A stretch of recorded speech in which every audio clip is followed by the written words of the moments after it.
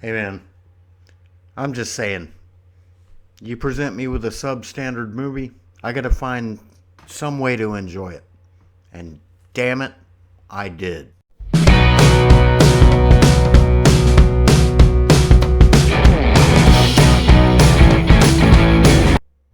Hey, what's up, guys? Welcome to Tattooed Relic.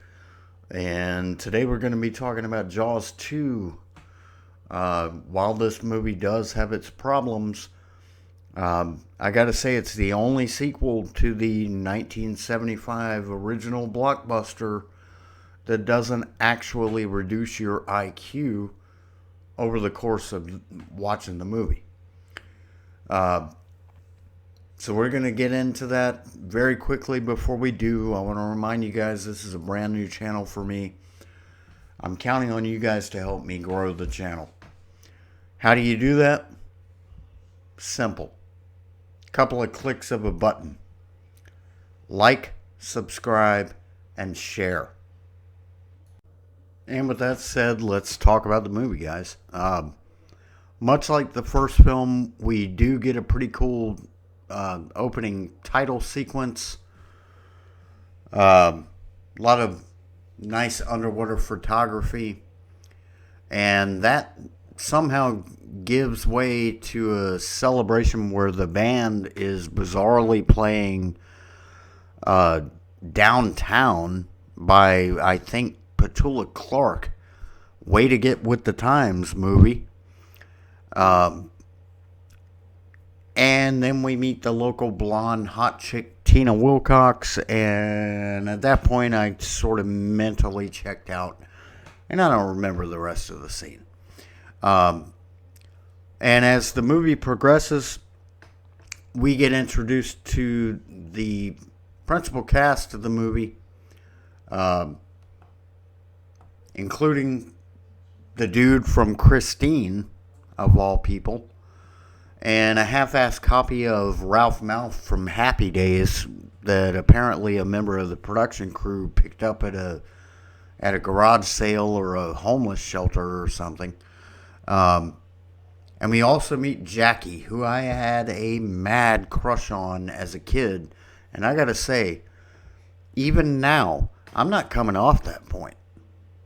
Jackie looks good.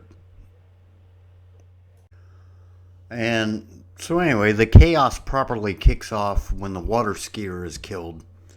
And the chick driving the boat, who at a glance looks a little too much like Ellen Brody, by the way. And I'm not kidding.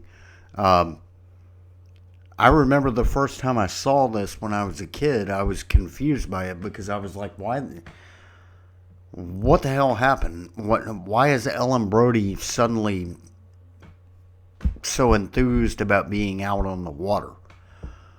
I think that might have been a bit of miscasting, because at a glance it is confusing. But anyway, the chick driving the boat notices that her friend skiing behind the boat has disappeared, so she circles back to get her. And that gives us the awesomely hilarious sequence where Discount Ellen Brody decides to take that particular moment to pour gasoline all over herself in a protest against the Vietnam War, which had been over for years at that point. But hey, better late than never, I guess, right? So anyway, at this point in the film, the shark is attacking the boat.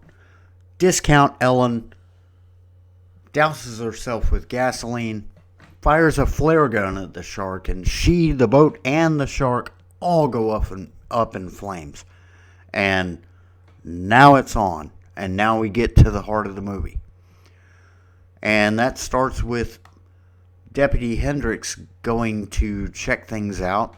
And he ends up inadvertently pulling up a power line in a not so subtle bit of foreshadowing. But it's not so ham-fisted as to be insulting, so whatever. Good for Hendricks. Then we get to the discovery of the killer whale on the beach with obvious massive shark bites taken out of it.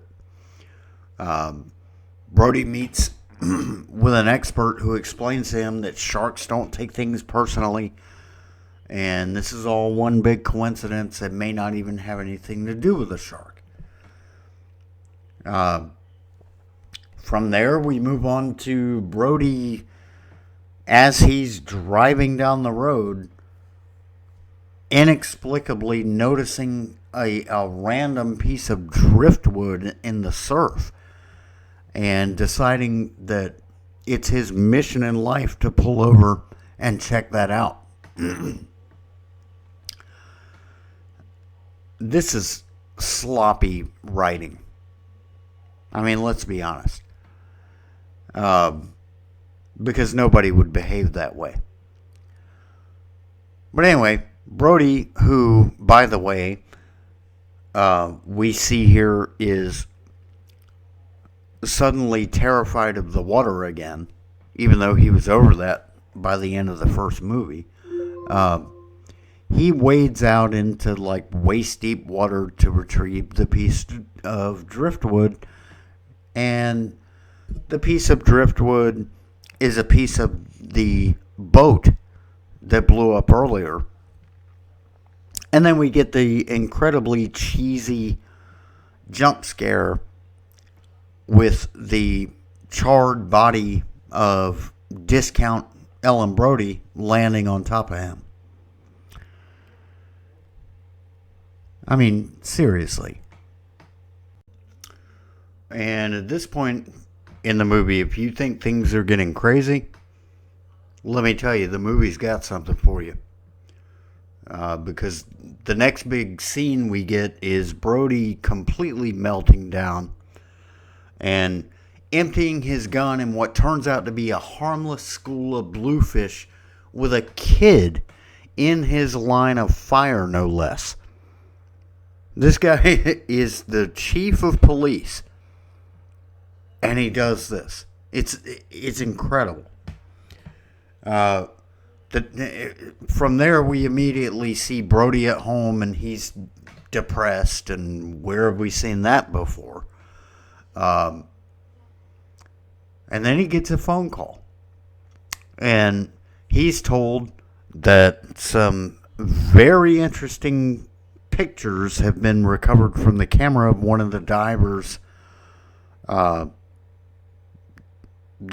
got killed in the intro of the movie.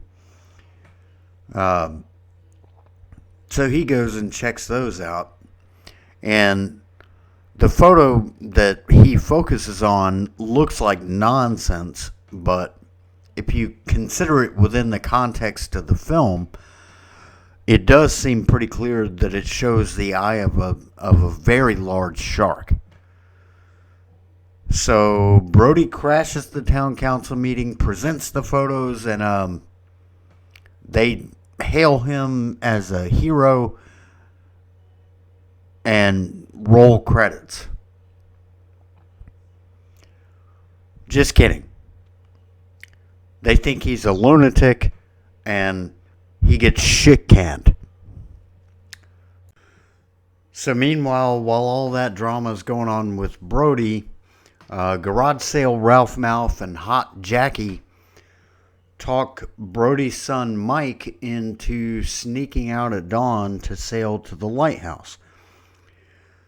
Mike ends up dragging his little brother Sean along because Sean wakes up, discovers him leaving, and threatens to rat his ass out if he can't go.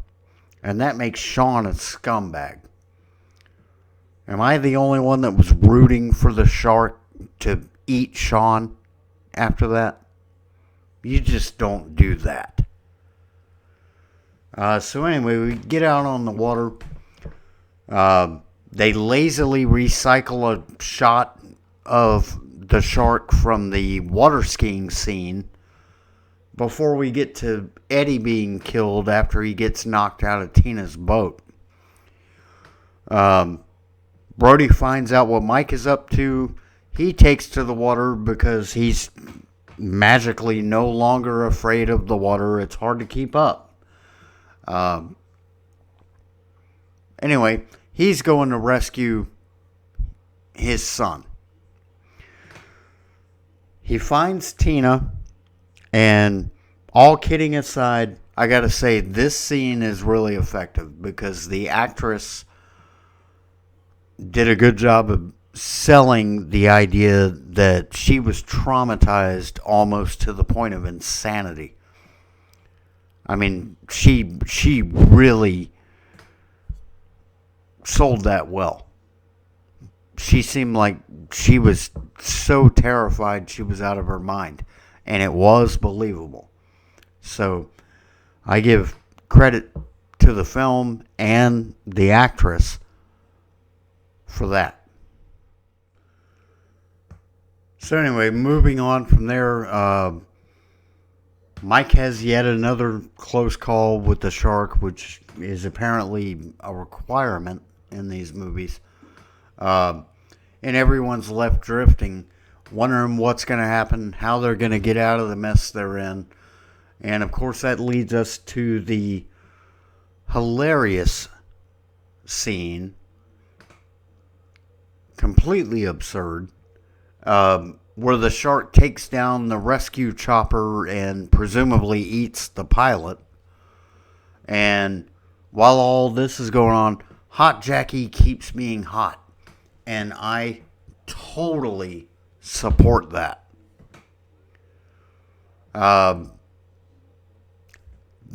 Then some rando gets eaten in front of Sean. I don't even know if that woman was credited in the movie. She gets eaten in front of Sean. Sean's freaking out. He's in shock. Jackie starts freaking out. And then garage sale Ralph Mouth steps up. And he asserts himself, trying to get Sean to safety. And this is another scene where I can't even make jokes about it because the actor did a terrific job here. And this is in a film where the acting is, shall we say, dubious. But this guy really nailed that scene. I thought he was great there. And ultimately, as the film starts winding down, as expected, we all knew it was coming. Brody comes to save the day, and Hot Jackie at that point comes absolutely unglued when shit starts to go wrong with that rescue. And I've actually commented on this before on other videos, but I just have to say, this actress was chillingly effective in this particular scene.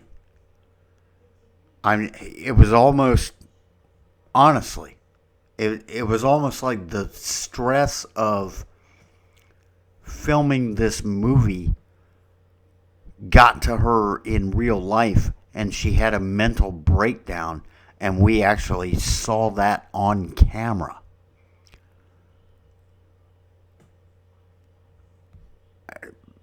Because that performance was tremendous. And I don't even remember that woman's name, and I don't think she had much of a career after this movie. So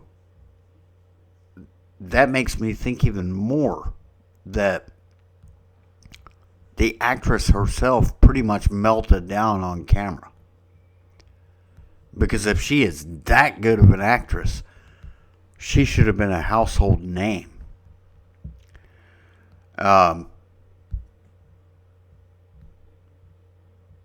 In any event, I mean, whatever the explanation is, it was a phenomenal scene. And of course, in the end, Brody kills the shark with the power line and a really stupid, unfortunate catchphrase that doesn't even compare to the original film. And Hot Jackie and some other random hot chick in a yellow shirt who was criminally deprived of a larger role in the movie, by the way, because I didn't even hardly notice her until the end of the movie. Anyway, she and Jackie rejoice. Yay. And that's it, guys. This is the last sane movie in this franchise, and as sequels go, it's not bad.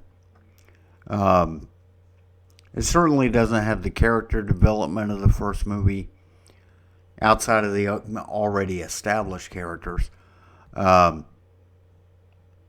the characters that we do get to know in this movie, to the extent that we get to know them, we don't care about them. But it's entertaining enough. And hey, we get Roy Scheider. And Roy Scheider is awesome. And we get Murray Hamilton, who is also awesome. And we get Murray Hamilton's awesome freaking wardrobe. And trust me, going forward from here, both of them, or I guess I should say all three of those things will be sorely missed in the next two movies in this franchise. Roy Scheider, Murray Hamilton, Murray Hamilton's amazing jackets. So guys, cherish all three of these things while you've got them, because you don't have them after this. I appreciate you guys watching this. Once again, if you like what you see here, you want to see more content, like, subscribe, share, and I'll see you again soon with another review.